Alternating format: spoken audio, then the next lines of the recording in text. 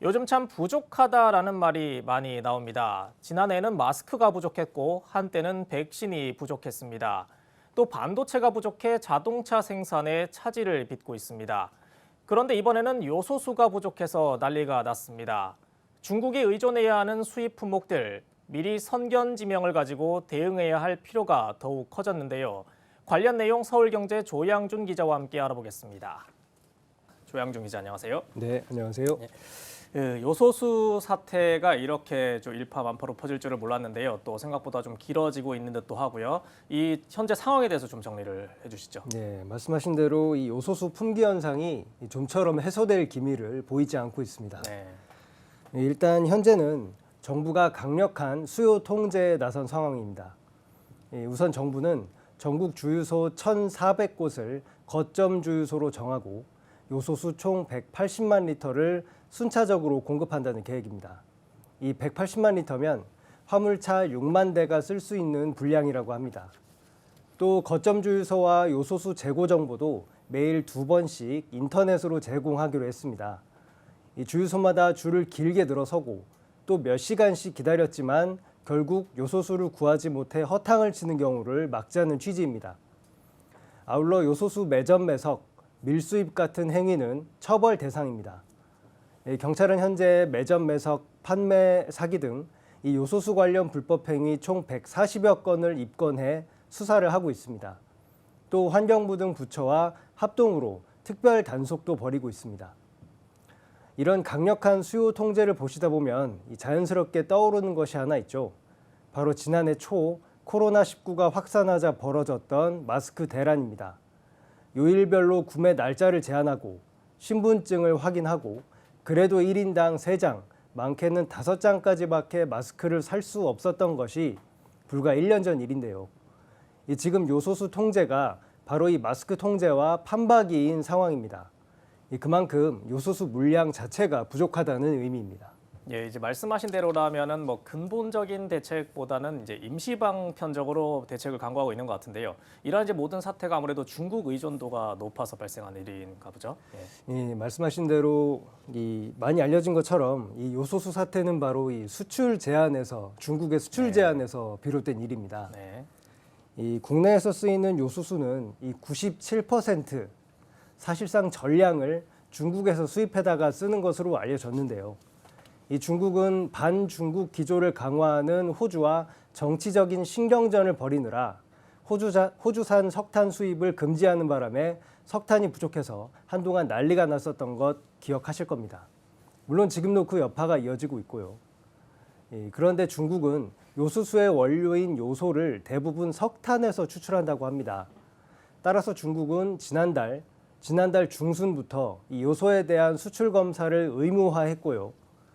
이 절차를 까다롭게 한다는 건 사실상 수출을 크게 제한한다는 의미죠.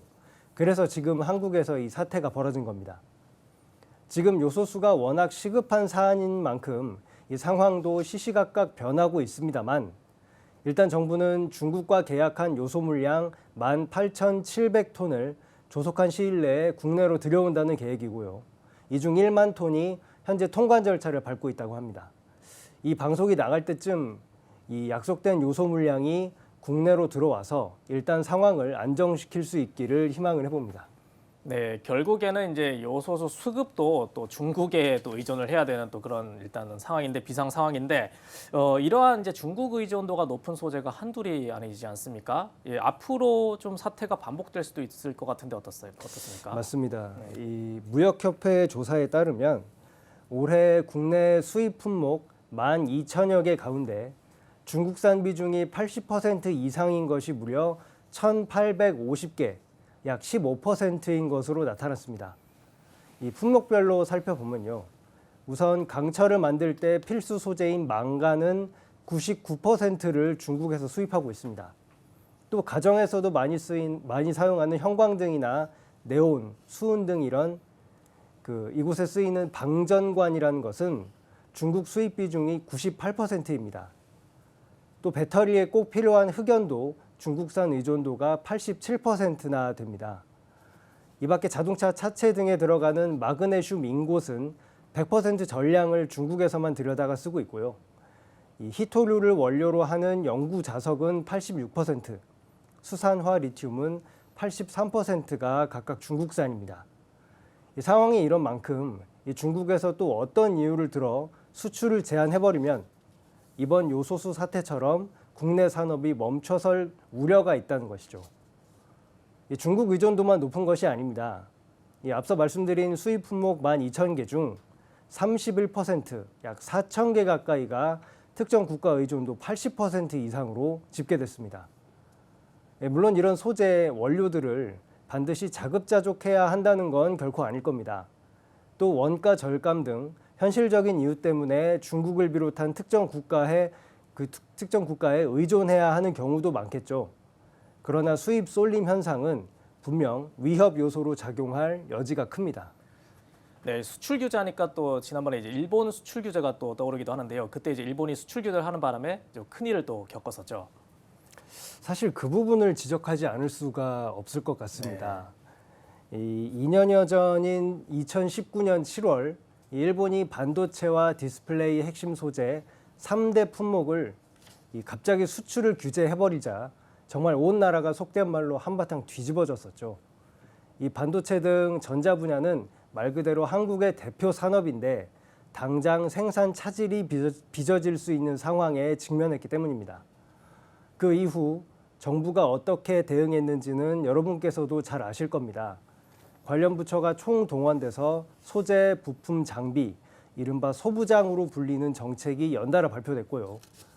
정부는 말 그대로 극일, 일본을 극복한다는 용어까지 써가면서 소부장 육성을 국정과제로 삼았습니다.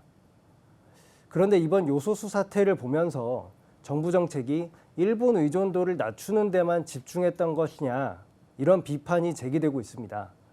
사실 의존도로 치면 세계 생산 공장인 중국 의존도가 훨씬 높은데 말이죠. 특히 중국발 생산 차질은 분명한 전조 현상을 겪었죠. 코로나 발생 초기 중국에서 와이어링 하네스라는 자동차용 부품이 한동안 수입이 안 돼서 국내 완성차 업계가 마비됐었던 일이 그것입니다. 특히 정부는 지난해 코로나 팬데믹으로 흔들린 글로벌 공급 체계에 대응한다며 소부장을 공급망 재편 정책으로 확대 개편하기도 했습니다. 그러나 중국 의존도는 지금 보시는 것처럼 크게 달라지지 않은 모양새입니다. 예, 어쨌든 이번 요소수 사태가 이제 파장이 클 것으로 예상이 되면서 좀 급한 불을 꺼야 할 듯 싶은데요. 중국에서 이제 물량이 좀 들어오면은 숨통이 좀 트일까요? 예, 아무래도 중국산 비중이 높으니 이 중국에서 물량을 들여오는 것 말고는 현재 뾰족한 수는 없어 보입니다. 네. 다만 문제는 이 말씀드린 이 18,700톤은 최대 3개월치 분량밖에는 되지 않는다는 점입니다. 당장 물류대란은 대처해 볼 수 있겠지만 이 물량이 동이 난다면 그 이후는 장담할 수가 없다는 것이죠. 3개월은 수입선 다변화를 이루기에도 촉박한 시간이고요. 정부 또 당장 요소수가 급한 기업들이 중국 외 다른 나라에서 긴급히 소규모 물량을 들여오고 있습니다만 역시 임시방편에 그친다는 지적이 나옵니다. 또 다른 대안으로 꼽히는 것이 산업용 요소수의 차량용 전환 이것인데요. 현재 이것도 녹록지는 않은 실정입니다. 당장 요소수가 없어 경유를 쓰는 화물차들이 멈춰선 만큼 산업용 물량을 차량용으로 돌린다는 것인데요. 정부는 이에 대해 추가 검토가 필요하다는 입장입니다. 아무래도 용도가 다른 요소수인 만큼 당장 차량이 고장나지는 않을지 자칫 환경에 더 악영향을 줄지 더 따져봐야 한다는 것입니다. 또 국내 생산을 늘리는 방안도 있겠죠. 현재 국내 요소수 생산량은 하루 68만 리터까지 늘어난 것으로 나타났습니다. 다만 전국에서 하루에 쓰이는 요소수 평균 소비량이 60만 리터임을 감안하면 확보 물량은 하루치에 불과하다는 의미입니다.